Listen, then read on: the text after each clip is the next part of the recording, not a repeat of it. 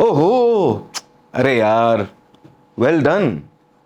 मैं आपकी तारीफ नहीं कर रहा हूँ, ना किसी को यहाँ पे कोस रहा हूँ। बेसिकली मैंने यहाँ पे ऑलरेडी आज का जो हमारा लास्ट पार्ट ऑफ स्पीच बचा ना, थोड़ा सा इंटरेस्टिंग जो है, उसको मैंने ऑलरेडी यहाँ पे इंट्रोड्यूस कर दिया, और उन्हें कहते हैं इंटरजेक्शंस।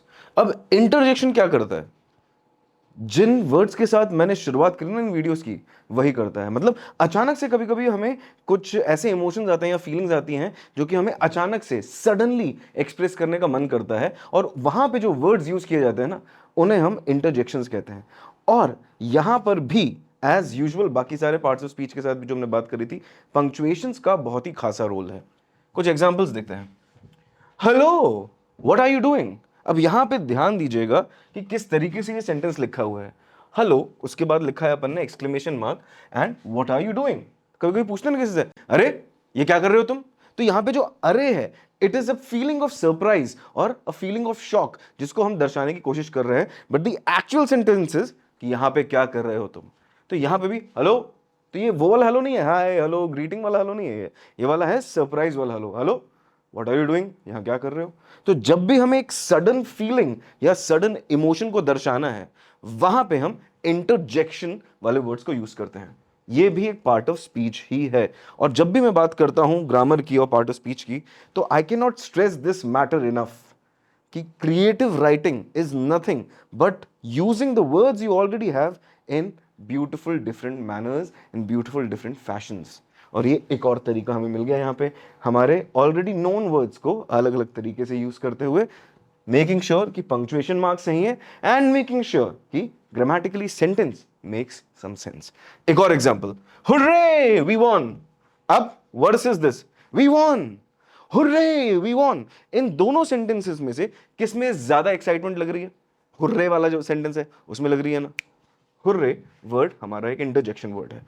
Alas he died. अब ये अलास बहुत ही ज्यादा फेमिलियर वर्ड होगा उन बच्चों के लिए जो कि अपनी क्लास में ऑलरेडी कोई भी ड्रामा वगैरह पढ़ चुके हैं। स्पेशली शेक्सपियरियन ड्रामाज में ये बहुत आता है। अलास मतलब हाय हाय दैया, हाय हाय दैया is basically an equivalent to alas in Hindi. तो यहां पे हम दुख, शोक मना रहे हैं। अलास स्पेसिफिकली शोक मनाने के लिए, सैडनेस दिखाने के लिए यूज होता है।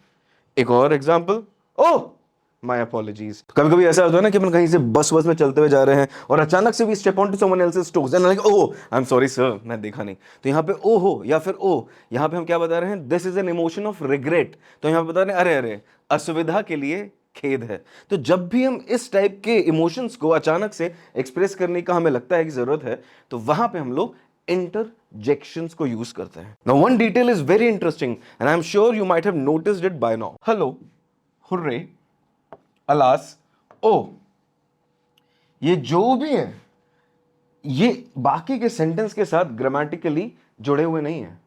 मतलब ये जितने भी पार्ट्स हैं before the exclamation mark, they are independent of the grammatical technicality the complete sentence uses. मतलब हेलो को हटा दिया, what are you doing still make sense, we won still make sense, he died still make sense, and my apologies still makes sense. तो यहां पे हमें ये देखना है कि interjections are an addition to an already existing sentence, और उस सेंटेंस में हमें अगर टोन बदलना है, अगर उस सेंटेंस में हमें कुछ अचानक से इमोशंस वगैरह को इंट्रोड्यूस करना है, तो वहां पे इंटरजेक्शंस यूज किए जा सकते हैं। अब फर्ज करिए कि आपको आया राइटिंग सेक्शन के अंदर एक लेटर टू द एडिटर लिखने के लिए, जहां पे आपको आपका जो एरिया है वहां पे बहुत सारे पॉट होल्स वगैरह हैं, और रेनी सीजन में वो पॉट होल्स नदियां बन जाती हैं, तालाब बन जाते हैं। अब ये वाली जो चीज है, इसमें आपकी फीलिंग भी इन्वॉल्व होगी। Why? Because you live in that locality. अब उन फीलिंग्स को दर्शाने के लिए क्या किया जाए? या तो वोकैबुलरी खेला जाए, या फिर हमारी लिमिटेड वोकैबुलरी को यूज करते हुए इंटेलिजेंटली हम ऐसे पार्ट्स ऑफ स्पीच, मतलब ग्रामर के कॉन्सेप्ट को यूज करें। तो आपको एक छोटा सा एप्लीकेशन भी दिखा दिया।